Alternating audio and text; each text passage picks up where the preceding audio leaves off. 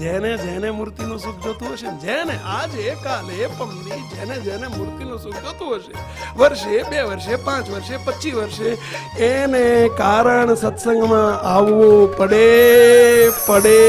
ને પડે. એને અનાદિ મુક્ત થવું પડે ને પડે. હવે તમે કહેશો ખરું કેટલા ને મેળ પડશે, આ તો અમારા જેવા આવી ગયા તો લાખો કરોડો બાકી છે. અલ્યા જોજો તો ખરા, જોજો તો ખરા, જોજો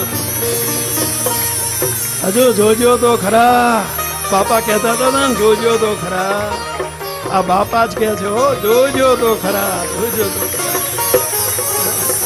તો અને એના માટે આપણું સ્પિરિચ્યુઅલ સેન્ટર ભવિષ્યનું બની રહ્યું છે ભાઈ.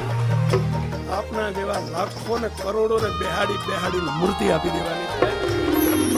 ધણીનો આ સંકલ્પ વિશ્વાસ આવે છે, ધણીનો સંકલ્પ છે, અમારો નહીં. કોનો સંકલ્પ છે આ?